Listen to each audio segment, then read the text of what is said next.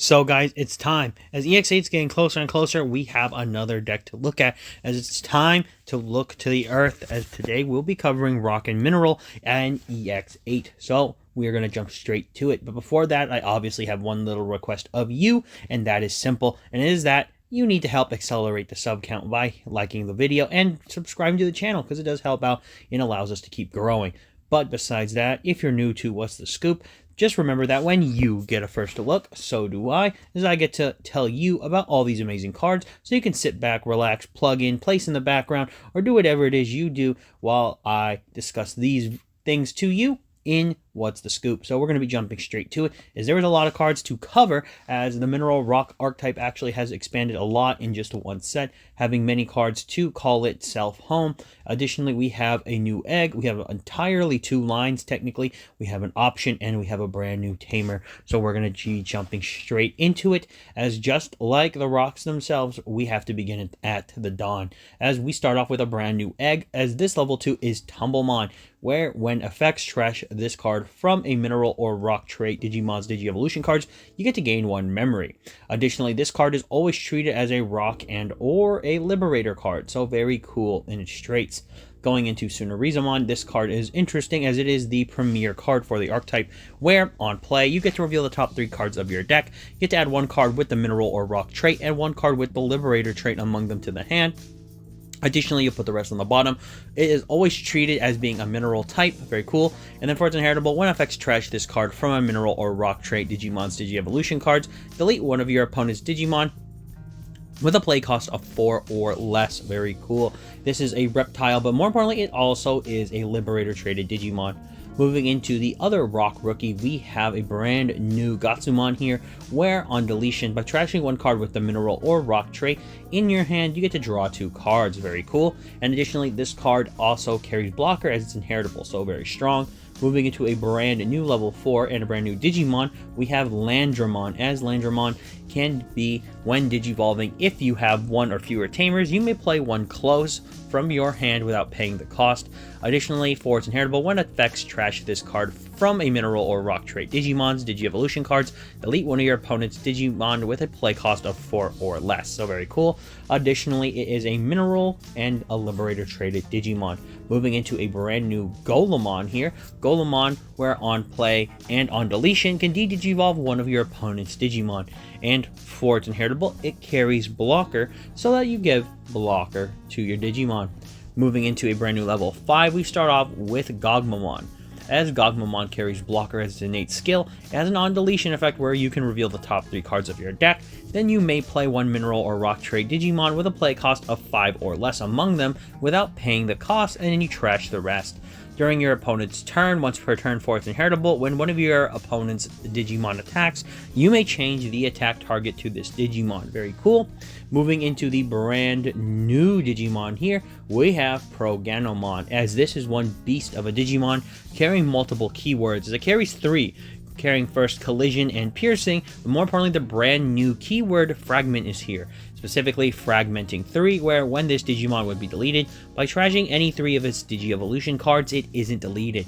Moving into its additional inheritable, when effects trash this card from a mineral or rock trait Digimon's Digi-Evolution cards, de-digivolve one of your opponent's Digimon. This is a mineral, but more importantly, it is a liberator Digimon. Now, moving into the boss of the first line, or second line technically, we have a brand new Bancho Golemon, where it carries blocker as its innate skill, and then during all turns while your opponent has a Digimon with 13,000 DP or more, this Digimon gets 5,000 DP. On deletion, you reveal the top 3 cards of your deck. You may play 1 mineral or rock trait Digimon card with a play cost of 8 or less without paying the cost, and then you trash the rest of the cards. Very interesting. But it's time to talk about the true boss Digimon, at least for right now, of this typing, as we have the brand new Pyramidimon. Pyramidimon carries Fragment 3 as well as Ganomons, and more importantly than that, when digivolving or when attacking, by trashing any 3 Digi-Evolution cards with a mineral or rock trait from your Digimon, this Digimon unsuspends and gains security attack +1 for the turn. During the end of your turn, once per turn, you may place up to 3 cards with the mineral or rock trait from your trash as this Digimon's bottom Digi-Evolution cards. This is a mineral Digimon, but more importantly, it is a Liberator traded Digimon. Moving into the option, I'm going to just pronounce this as much as I can. Reminds me about the Wankumon stuff. We have Zafir Kavus. I'm just assuming. But more importantly for its effect, by using its main effect, by trashing any one of your Digi-Evolution cards of one of your Digimon with the mineral or rock trait until the end of your opponent's turn, that Digimon gains collision, piercing, and reboot. Additionally, your opponent's effects can't return it to the hand or deck, and it gets 3000 DP. That's a lot. Additionally, for its security effect, it gets to delete one of your opponent's Digimon with the lowest play cost, and of course, it's a Liberator traded option. Probably the most powerful one, at least of right now. Moving into the titular tamer of the strategy, it is finally time to go over close. And not close like the stuff you put on, close as in like closing the door. I always thought that was funny. But more importantly, at the start of your turn, if you have 2 or less memory, you get to set it to 3, obviously a memory setter. And then for your turn, when any of your Digimon digivolve into a mineral or rock trait Digimon, by suspending this tamer, you get to place up to 2 cards with the mineral or rock trait from your trash as that Digimon's bottom Digi-Evolution cards. For the security effect, you simply play it, and this is a Liberator tamer. So guys, that is all the cards for the mineral and or rock archetype in EX-8. So let's talk about what they can do. So looking at the Digimon, we actually have a lot to go over here. I think the coolest aspect of the strategy currently is that technically it has 2 ways of play, where you obviously want to focus on trashing sources, but more importantly, you have a focus and an incentive to get your Digimon to the trash as quickly as possible. So unlike with the traditional purple strategy where you would just draw and trash, this archetype really wants you to kind of throw, no pun intended, some stones at your opponent, and then by accumulating a lot of them in the trash, you can kind of put them back underneath some of your other Digimon so they can use like fragment or trash sources. I think it's a really fascinating way to play, and it's kind of hilarious, but it's actually a very real strategy. This is actually a very valid way of playing because it doesn't necessarily slow the deck down. In fact, it actually provides you with abilities to be more aggressive so that you can actually assist this strategy out. So starting off, we have to look at the Tumblemon. I think Tumblemon's kind of broken in my opinion because getting memory back and not being a hard once per turn is an effect that I think is just pretty cracked, but you can't really push this too much. But you can absolutely use this a lot and just slowly chip memory back in your favor. So it really does give you some advantage there. The new Sonorizamon I think is really good. I do feel bad that the old Sonorizamon from the promo one is actually not considered a mineral or rock, so it's not searchable here, but it would have been really good as an inclusion, but I think that might be too good. But this one is still very strong, being your searcher for everything in the archetype pretty much, and it is able to obviously grab Liberator cards, so in the future that can be more broken. Additionally, its effect to just blow up stuff when it is trashed is very good, but the most important factor I think for this card is the fact that it is treating itself as a mineral type. So when you play this card, it can in theory search for itself, I'm very certain. So you can search for a searcher in case you need to search for more. So I always think that's a broken condition when searchers can find themselves, because it just adds more consistency. But that is very good. The new Gatsumon is pretty simple. I wish it was on play instead of on deletion, but I think I get the point of it. You want it to die so that you can put more stuff into the trash so that you can kind of reload them with clothes underneath all of your other cards. So that's really cool there. Moving into Landramon, I think Landramon from here is just a stellar card. This card literally just screams, you have to play it because it gets closed onto the field for free. It has a very good on play because it is on play in terms of its cost, because it's only a 4 cost champion.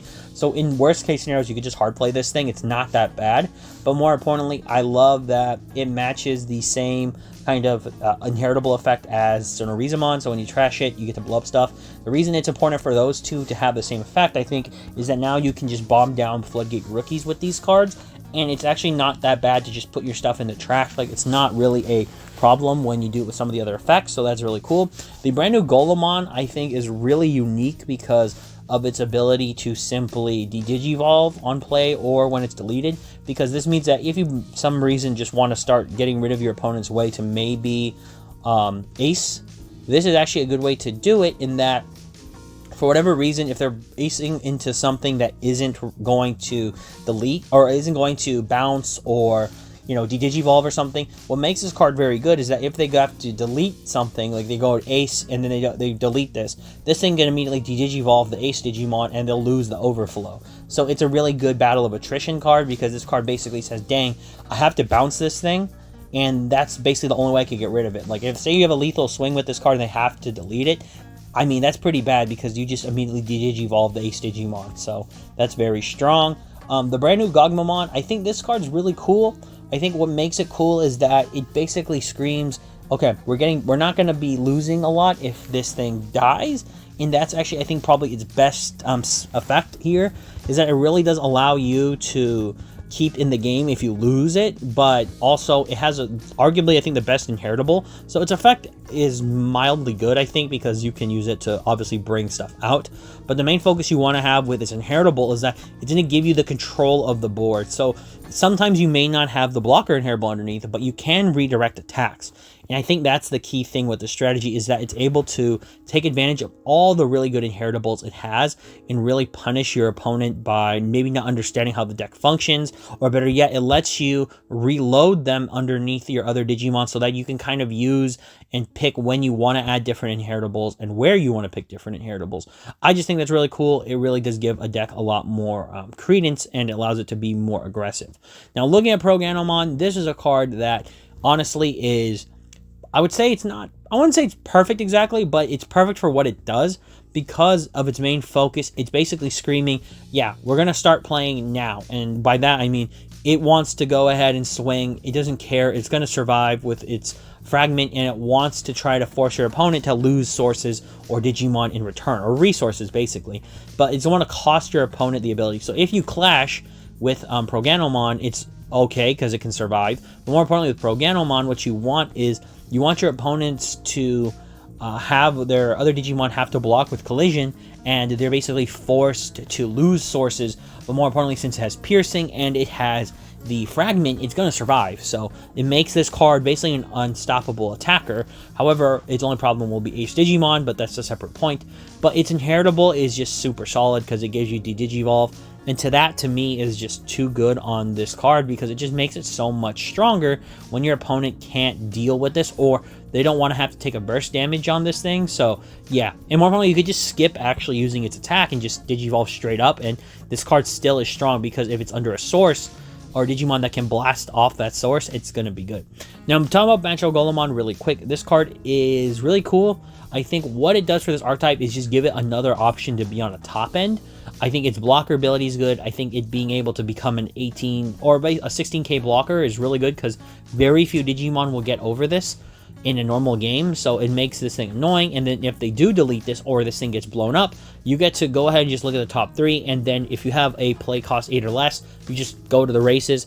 And then more importantly, if you have something like the Pro Ganomon or Gogmamon, you can just simply bring them back. So in theory, if you have another level 6, this thing replaces itself. So it's definitely worth playing as an option, because it's just very solid.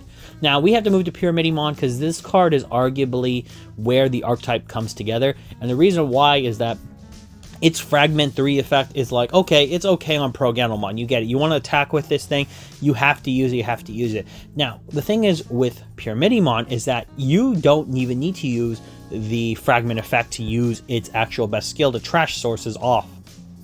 You use that when it attacks. So basically, you're going to pressure your opponent with one Digivolve when attacking. You burst off 3, and next thing you know, you unsuspend this Digimon and gain security attack +1. This is huge, because if you just burst off 3 Digimon, next thing you know, this card immediately can reactive itself, and now it could be a blocker if you have some way to give it a blocker. But more importantly, you can trigger all 3 of the effects of whatever you bursted off. You could burst off Tumblemon to gain a memory, burst off Sonorizamon or Landramon to get deletions, and you can burst off Proganomon to get de-digivolve. I mean, that's just really good.